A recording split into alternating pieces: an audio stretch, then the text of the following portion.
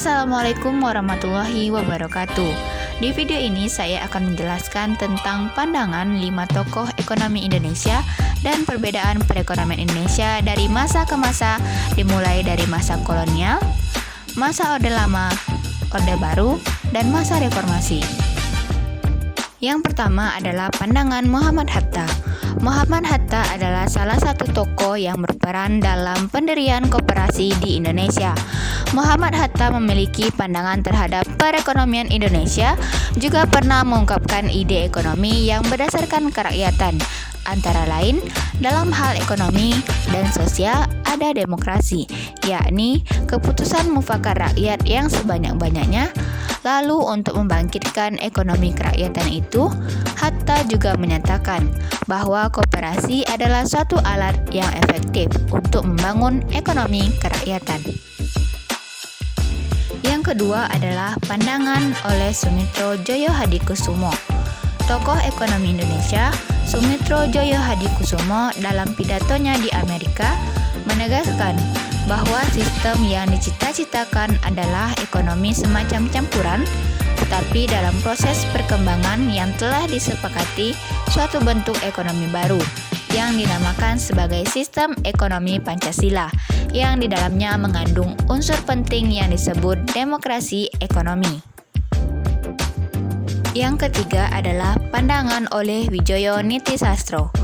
Widjojo Nitisastro memiliki pandangan bahwa dalam menghadapi kekuatan monopolis ekonomi negara maju, negara berkembang hanya bisa memproduksi barang yang memiliki keunggulan komparatif yang kurang diminati negara maju, misalnya tekstil dan produk-produk lain yang kurang memiliki kandungan teknologi maju. Yang keempat adalah pandangan dari Syahrir. Menurut Syahrir, salah satu pandangan yang paling penting bagaimana menciptakan pasar berbasis pasar, di mana harga tercipta secara wajar tapi menjadi kompetisi yang sehat. Konsep ini akan menjadi dasar pengembangan pasar modal Indonesia. Yang kelima adalah oleh Mubianto.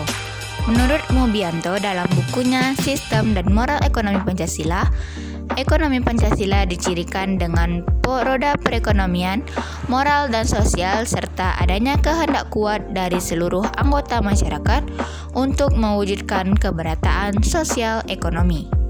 Selanjutnya adalah perbedaan 4 era perekonomian Indonesia. Yang pertama adalah masa kolonial. Masa kolonial adalah masa di mana Indonesia belum merdeka.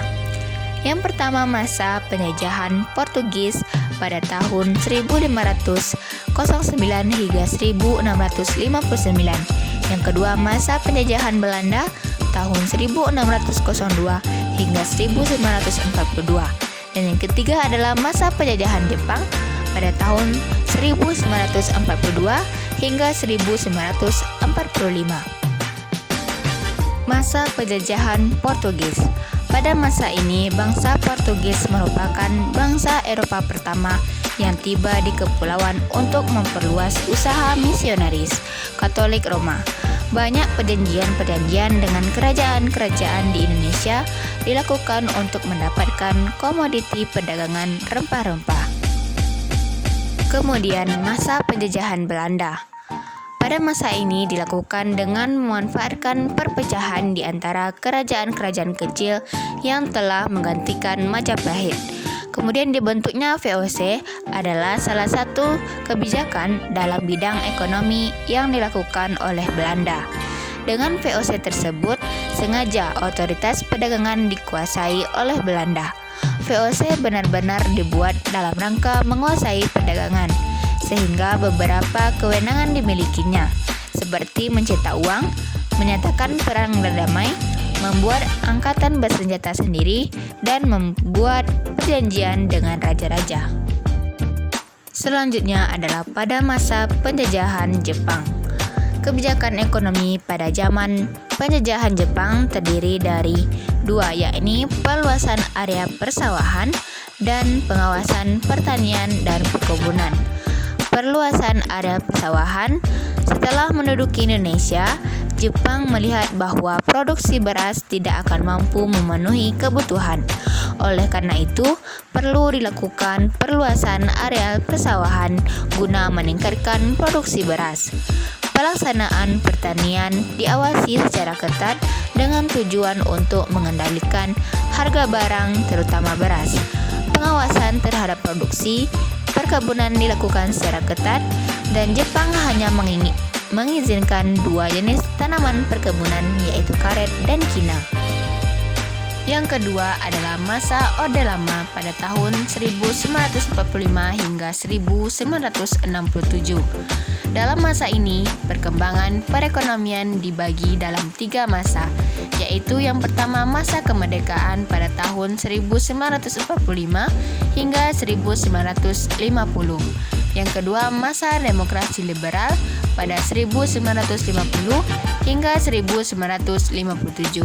Dan yang ketiga pada masa demokrasi terpimpin. Masa kemerdekaan pada tahun 1945 hingga 1950, di mana keadaan ekonomi pada masa awal kemerdekaan sangat tidak menggembirakan. Hal itu terjadi karena adanya inflasi yang disebabkan oleh beredarnya lebih dari satu mata uang secara tidak terkendali. Bulan Oktober tahun 1946, pemerintah RI mengeluarkan ORI atau Uang Republik Indonesia sebagai pengganti uang Jepang. Namun adanya blokade ekonomi oleh Belanda dengan menutup pintu perdagangan luar negeri mengakibatkan kekosongan kas negara. Kemudian masa demokrasi liberal.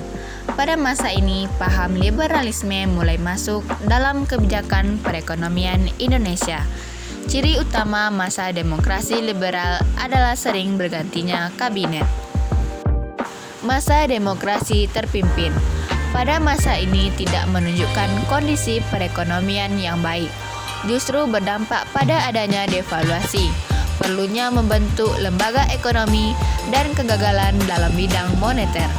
Devaluasi berarti menurunkan nilai uang. Tujuannya guna membendung inflasi yang tetap tinggi, mengurangi jumlah uang yang beredar di masyarakat, serta agar dapat meningkatkan nilai rupiah sehingga rakyat kecil tidak dirugikan.